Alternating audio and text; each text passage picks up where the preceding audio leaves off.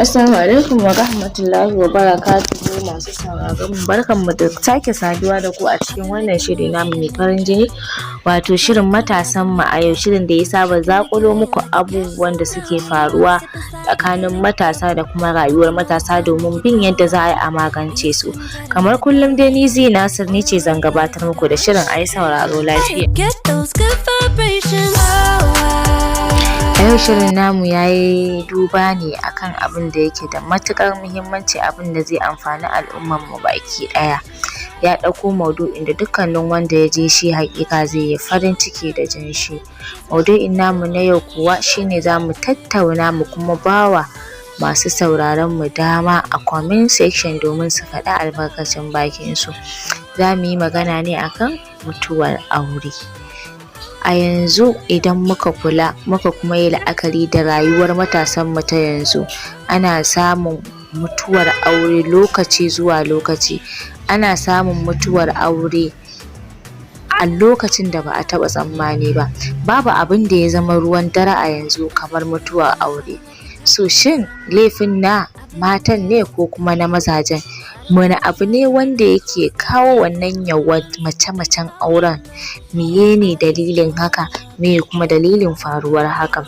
So ni dai a matsayina na mai gabatarwa, na yi duba da wasu abubuwa ƙalilan wanda nake ganin su ne abubuwan da suke jawo wannan mace-macen auren.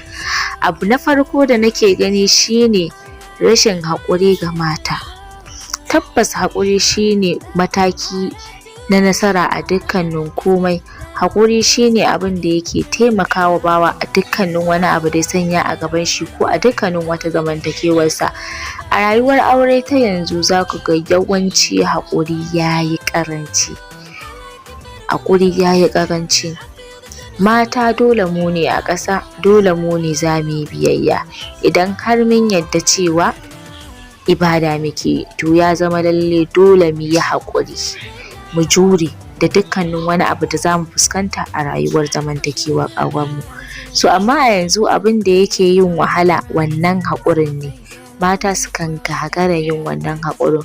Sanadiyar rashin yin wannan haƙurin da suke gagara yi shine za ku ga yana jawo matsaltsalu iri-iri na yawan mutuwar aure. Sai kuma ta ɓangaren mazan, su kuma da rashin adalci. Abin da nake nufi da rashin adalci, maza suna ganin cewa su ne shugabanni a cikin gida, so suna amfani da wannan kalma ta shugabanci da Allah ya ba su, su dinga wulaƙanta matansu ko kuma su dinga yin abu fiye da isa-isa. Tabbas namiji shine ya isa da gidansa, so amma wani lokacin ba zai taɓa yiwuwa a ce kana nuna wannan isar ba. Mace dole ka lallaɓa ta, dole ka ririta ta. To amma mazan mu na yanzu yawanci babu lallaɓawa, babu riritawa, babu respecting ɗin macen da ake tare da ita.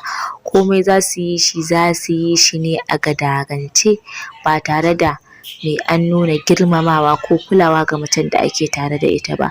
So ire-iren waɗannan abubuwa ne wanda suna ɗaya daga cikin abubuwan da suke kawo wannan mace-macen auren. Sai dai ba mu da isasshen lokaci, abubuwan da zan faɗa suna da yawa amma zan taƙaita su. Ga masu sauraron mu, muna buƙata ko kuma muna sauraro, shin menene yake jawo mace-macen aure a yanzu? Sai mun ji ku a comment section. Mun gode.